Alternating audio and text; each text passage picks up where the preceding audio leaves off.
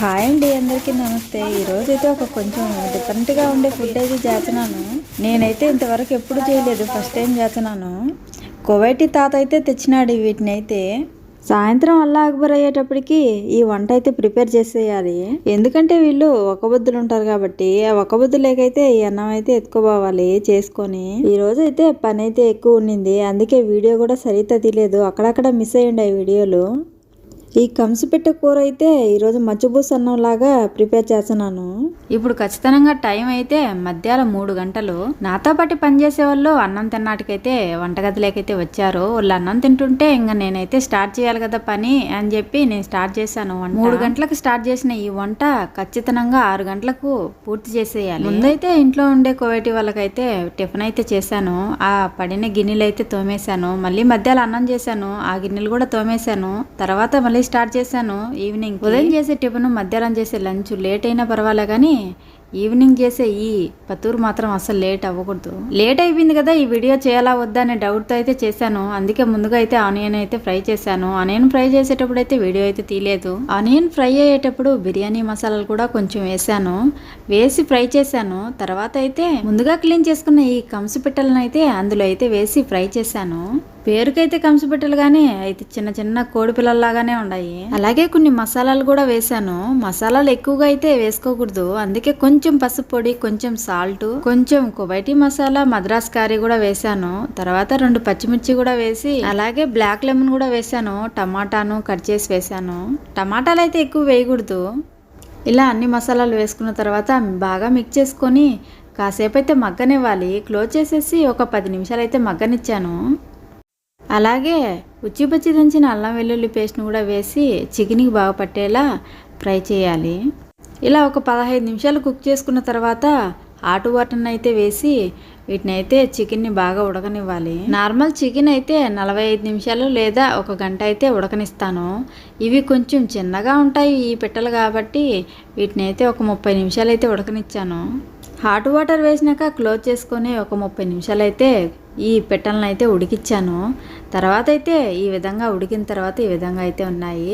ఈ మచ్చిబూస్ లేకైతే నేనైతే ఈ విధంగా డకూస్ అయితే రెడీ చేసుకున్నాను. ఆ డకూస్లో అయితే ఈ చికెన్ వేసాను, ఎందుకంటే కొంచెం టేస్ట్ అయితే వచ్చేది. అలాగే చికెన్ వాటర్ని కూడా కొంచెం వేసుకుంటే ఆ డకూస్ అనేది కొంచెం టేస్టీగా ఉంటుంది. ఆ డకూస్ కూరలో అయితే ఒక 4-5 పిట్టలను అయితే వేసాను కొంచెం టేస్ట్ కోసము.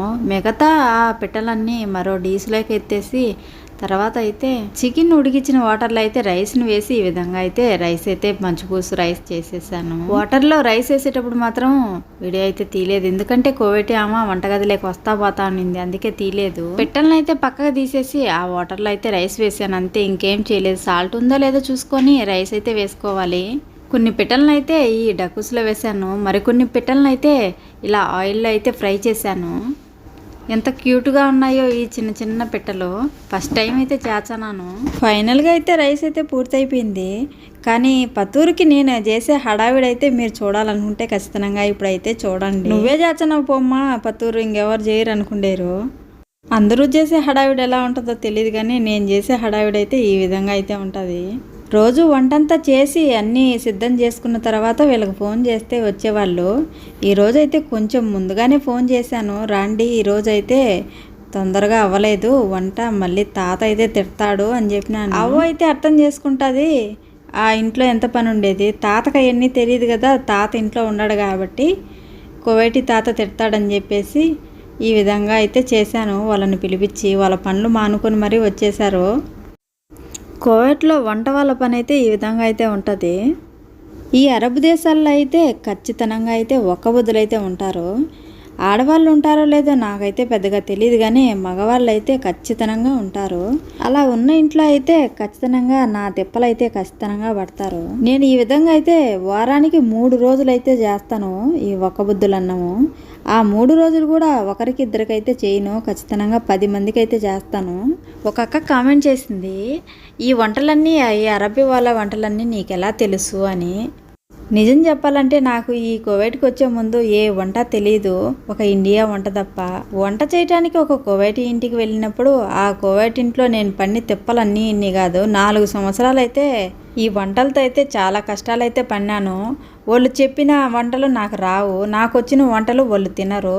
ఇలా చాలా అయితే బాధపడతా ఉండేదాన్ని. తర్వాత అయితే మెల్లమెల్లగా ఇన్స్టాగ్రామ్లో యూట్యూబ్లో చూసి వాళ్ళు చెప్పిన వంటను యూట్యూబ్లో చూసి చేసేదాన్ని. అలా అలవాటైపోయి అన్ని వంటలు యూట్యూబ్లో చూసే చేసేదాన్ని. అలా అయితే యూట్యూబ్లో చూసి వంటలైతే చేసి ఇప్పుడు చేసిన వంటలన్నీ యూట్యూబ్లో అయితే అప్లోడ్ చేస్తున్నాను.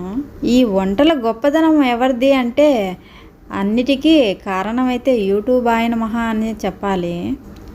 యూట్యూబ్కి అయితే రుణం అయితే తీర్చుకోలేను నేనైతే మాత్రం. ఎందుకంటే ఒకప్పుడు ఏ వంట రానప్పుడు ఈ యూట్యూబే నాకు దిక్కయ్యి అన్ని వంటలు అయితే నేర్పించింది. మరి ఈ వీడియో మీరు చూసారు కదా. ఈ వీడియో కానీ మీకు నచ్చితే ప్లీజ్ లైక్ చేయండి, అలాగే కామెంట్ కూడా చేయండి వీడియో ఎలా ఉందో. Don't forget to subscribe. Thank you for watching.